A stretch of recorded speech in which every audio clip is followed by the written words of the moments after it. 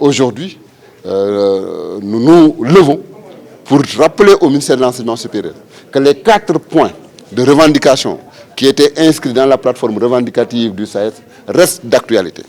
Parmi ces points, bien sûr, il y a la question relative au texte de gouvernance des universités. C'est vrai, le décret d'application de la loi cadre a été voté, mais tous les textes qui organisent aujourd'hui le fonctionnement des universités, l'arrêté ministériel qui doit permettre donc de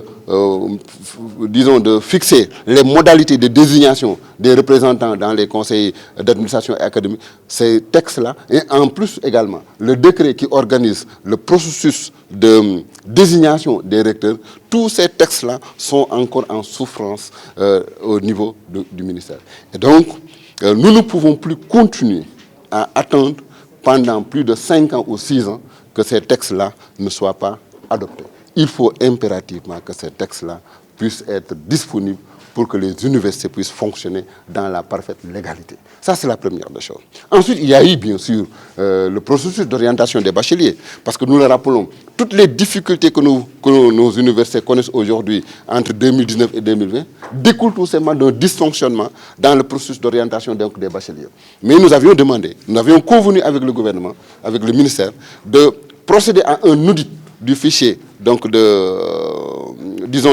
l'audit de Campusen, pour pouvoir trouver quelles étaient donc les failles qu'on pouvait y retrouver et ensuite essayer donc d'apporter des solutions à ces dysfonctionnements. Mais jusqu'au moment où je vous parle, il n'y a eu aucun audit donc, de ce fichier, de Campusen, et aucune disposition en tout cas n'est prise aujourd'hui pour pouvoir permettre donc de dépasser cette situation.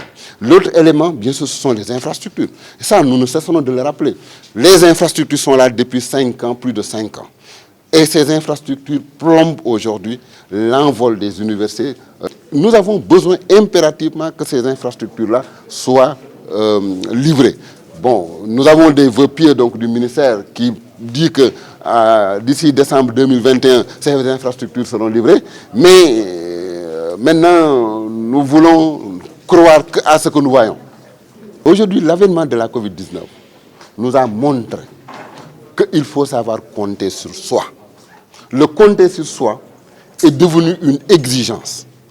Et tous les pays aujourd'hui qui se sont développés sur la base, tout simplement, en tout cas, d'un intrant. En tout cas, il y a eu un intrant extrêmement important dans le processus de développement. Et cet intrant-là, c'est la recherche. Et aujourd'hui, l'avènement de la COVID-19 nous a rappelé la nécessité de prendre en charge cette problématique-là et d'en faire un véritable, une véritable question de développement pour notre pays. Voilà un peu les difficultés, en tout cas, auxquelles nous sommes confrontés.